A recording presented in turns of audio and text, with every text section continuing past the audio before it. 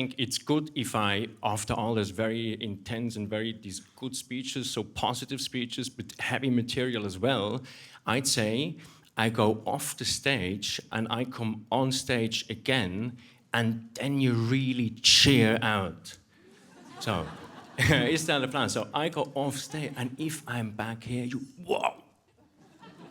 Here I go, blah, take care, okay, every minute, that's all, yeah!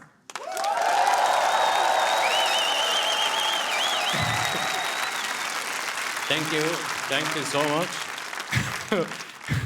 Thanks so much. As I've heard, I'm Fabian, but I must tell you, I'm still a bit worried because I yet haven't met this guy called Ted. So, Tanya told it, I want to be a stand-up comedian, but I'm Swiss.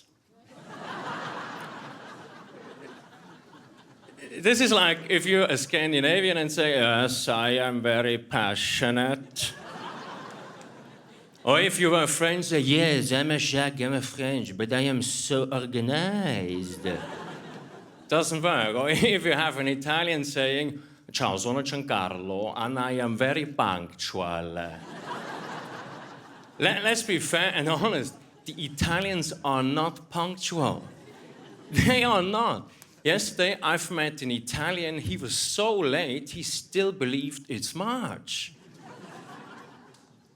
And I started my comedy at school, so I performed little sets to my seat neighbors to the left and to the right, and which was, to my surprise, not really welcome.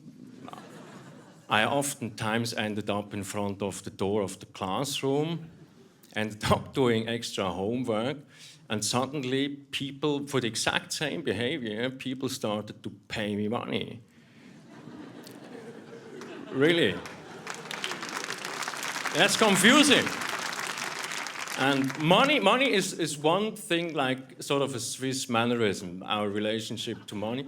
But there's other mannerisms here as well. For instance, you might have noticed, we have rules how to cut bushes.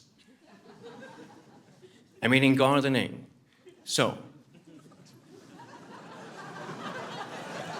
yes. Do you know another country that has rules for cutting bushes? Not me, that's weird. Or, for instance, our garbage bag system. You pay 20 bucks, 20 francs for 10 35-liter bags.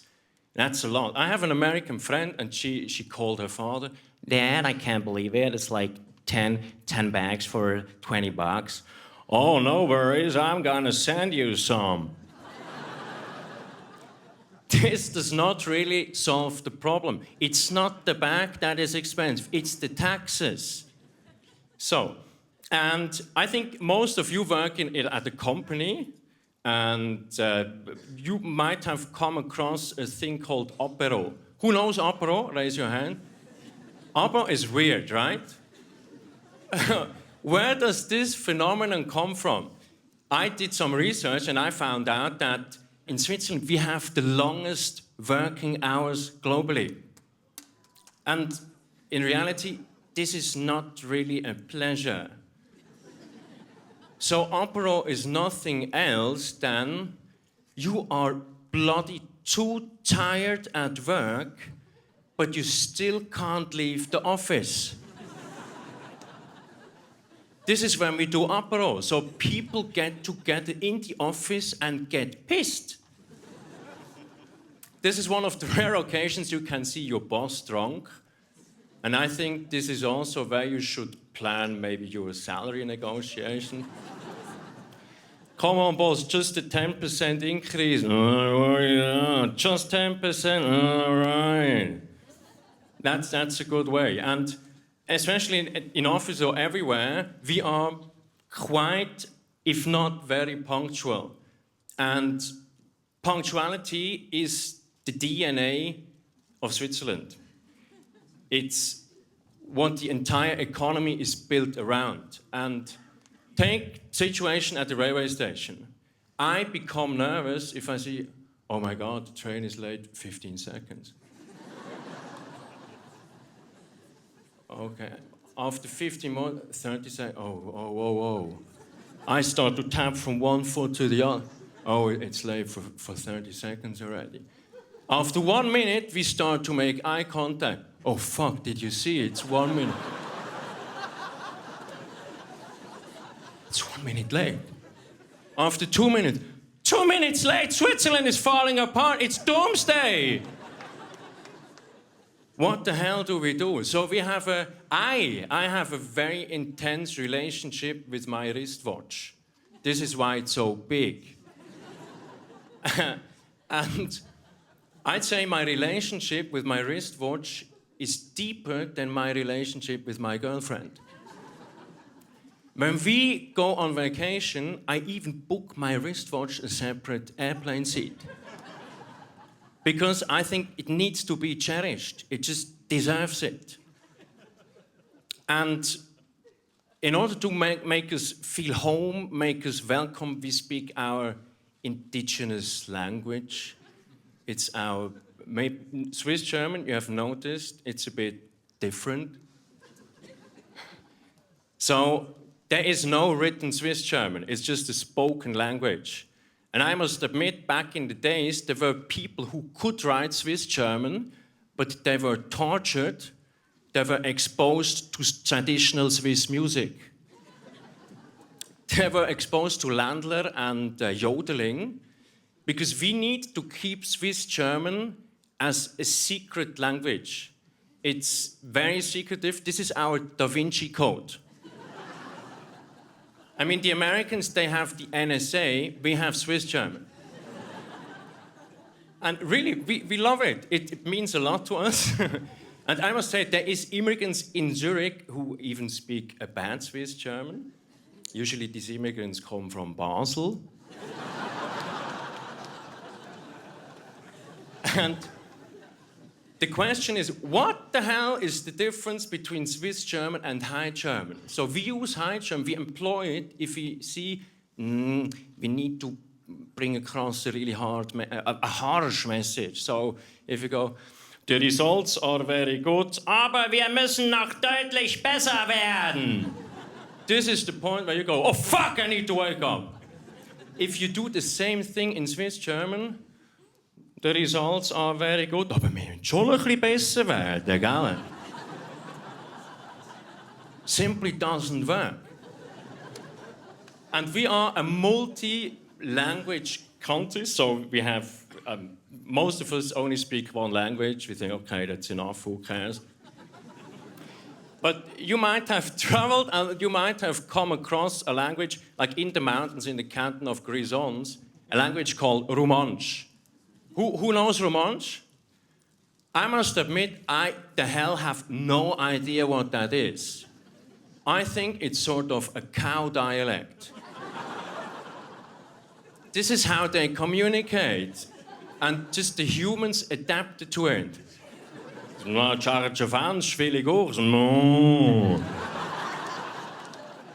Really, that's intense.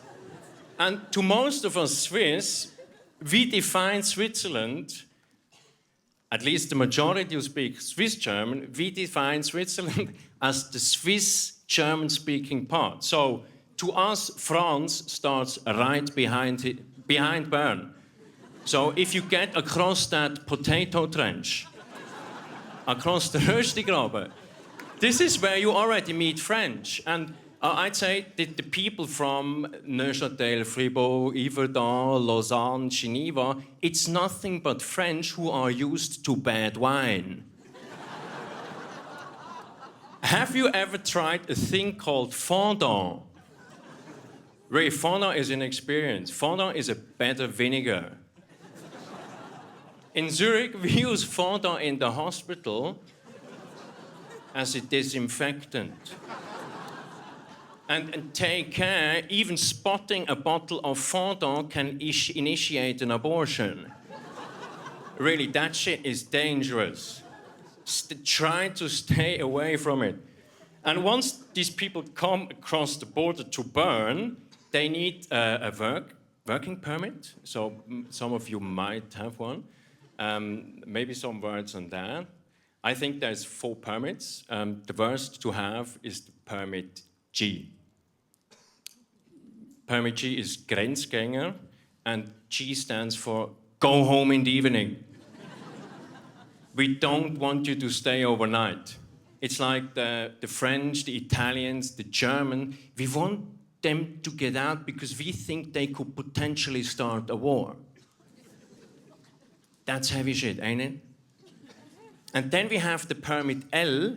L is you have to leave, L for leave after 6 months. So we take your labor, but we don't want you to make friends here. And I assume that making friends here for an expat is not too easy, is it? You think? Who thinks? No, it's difficult to make friends in Switzerland? Raise your hands. Okay, some people. And as you say, I think making friends here is easy. It's really easy. There's 2 ways. You can either pay cash or credit card. Yes. And after that, you have the permit B. Permit B means you can be here, but we still don't like you. And really, the best thing to get is a permit C. C stands for congrats, you've made it. Yes, who has a C? Who has a permit C? Lovely, lovely, so many. Oh shit, what do we do now? But even better than a permit C is a passport. And in order to get a Swiss passport, there is 2 ways. Either you marry someone you don't love, or you make it to the Swiss national football team. Really. So it's very international. Have you seen that? It's so I think it's something like the French Foreign Legion. Well, in contrast to the French Foreign Legion, our team usually loses the battles. It's very international, so we have people from Serbia, Croatia, the Kosovo, Spain. It's so international, we even got an Eskimo playing for our team. I thought the punchline is better. I crossed that out now. And watching our team is always a hassle, so it's like, okay, I'm ready for a heart attack during the next night. Oh my God, oh my God. Whereas the Germans go, 4-0, okay, this is quite good, but it could be even better. No. I must admit, I think I look a bit younger than I am. I'm 40 now. All the others now think, what kind of an asshole? So it's not just cool. If I go to a restaurant with my girlfriend, she gets the menu, it's opened on the first page. I get the menu too on the 5th last page for our little ones. Menu Ninja Turtle, menu Bob the Builder. Or if you go to a butchery, you order 3 steaks, you get 3 steaks. I get 3 steaks as well in a butchery, but afterwards always the question, would you fancy a little sausage?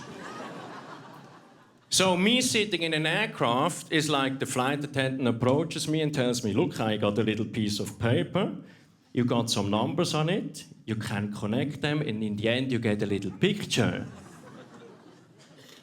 And in the aircraft you have like intercoms, cabin crew, yellow door selectors on. Have you heard that?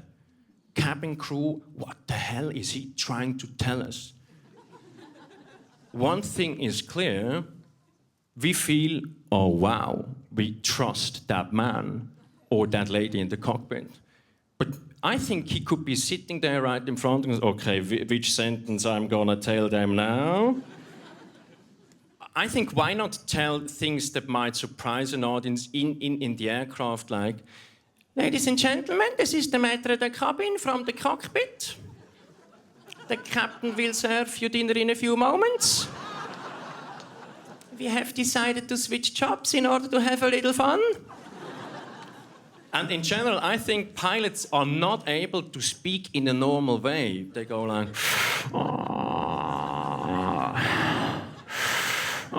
ladies and gentlemen, there's your captain speaking. Welcome aboard flight 35 to Shanghai. Imagine this one in a butcher shop. Oh, I would like to have 3 steaks, 2 pieces of salami, cabin cruella door selectors armed. And imagine pilots would not speak always that relaxing if they would go like, welcome, flight Swiss 35. This is not a pleasure. You don't want to hear that. And so it's evident that even persons, they might not have the talent to fly an aircraft. Imagine Roger Federer sitting in the cockpit.